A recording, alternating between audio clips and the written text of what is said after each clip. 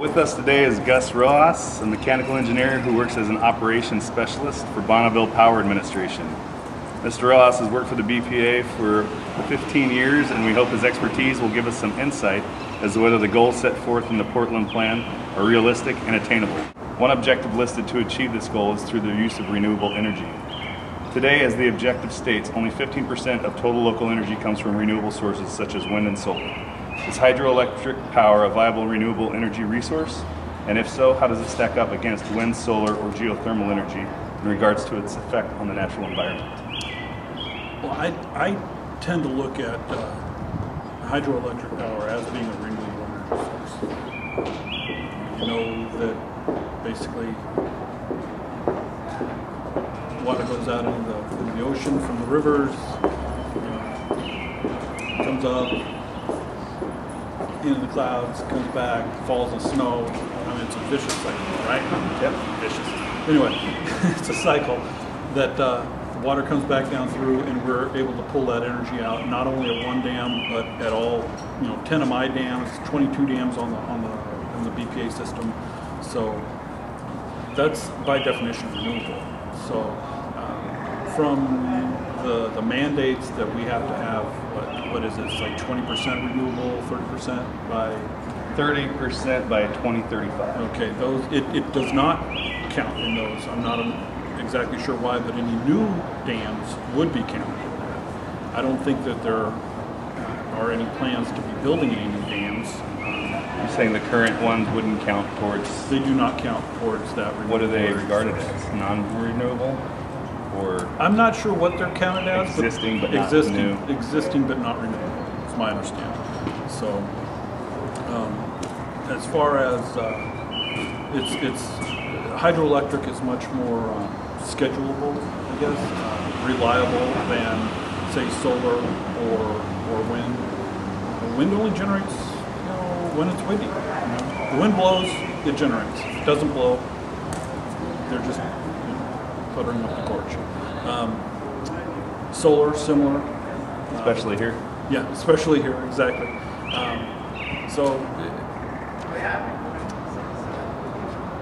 Hydroelectric is something that we can count on to be there day in, day out, whether it's rainy, whether it's sunny, whether it's the air is stagnant, it doesn't matter.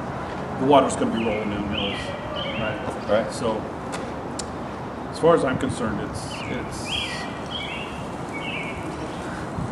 far as I'm concerned, this is a biased opinion, but it's our best option out there. If you want to throw in nuclear power,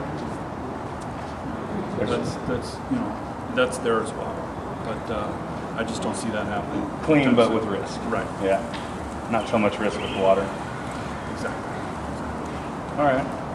Do you have any idea of the percentage of Portland's combined energy usage that's derived from renewable sources? In general? In general, I do not know. Portland General is not within the BPA control area. They do have contracts with BPA. We also serve Pacificor. So I do not know what the percentage. Do you know what percentage of Portland's power is derived directly from the BPA? No. Just curious. No idea. Do the advantages of renewable energy generated by the dams outweigh the disadvantages related to barriers of passage to aquatic wildlife, like the salmon runs?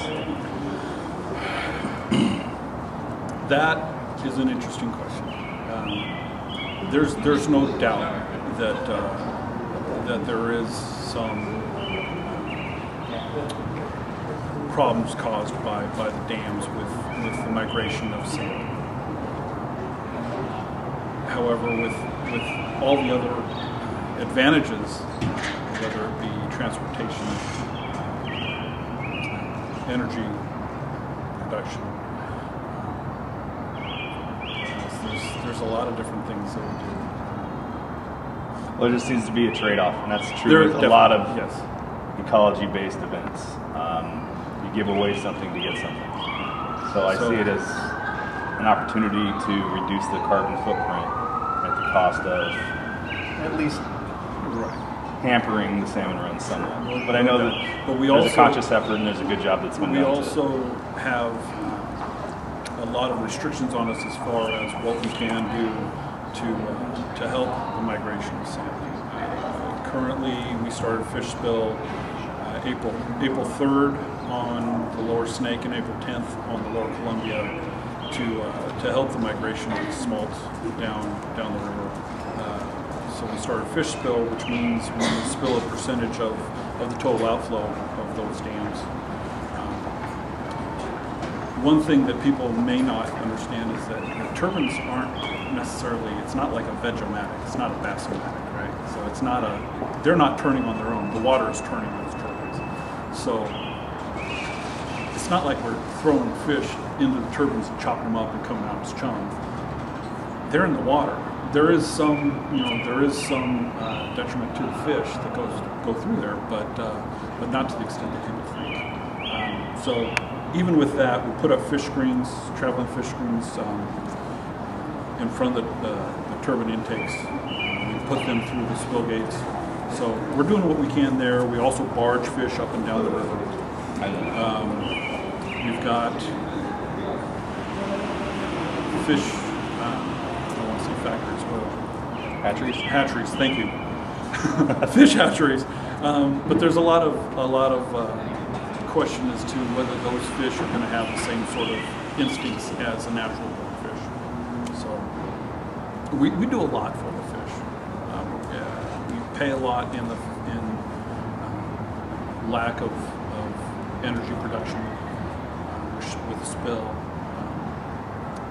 There are a lot of different things that we do for the fish, but there's no way you can say that we've put it back to where it naturally was. It would be impossible without taking the dams out. Right. And they have been. They've taken a couple dams out. I'm not sure in the Upper Columbia Basin, but I know they did on the Sandy. Yeah. For fish passage, and I know it's been talked about on the Upper Columbia Basin. They've talked about it in the Snake. In the River. Snake, okay. Yeah. So the Snake flows into the Columbia just about in the Tri-Cities. So they've talked about taking out 4 dams there: Ice Harbor, Lower Monumental, Little Goose, and Lower Granite. So those are 4 of my dams as well, because I don't think it would necessarily be viable to simply do it.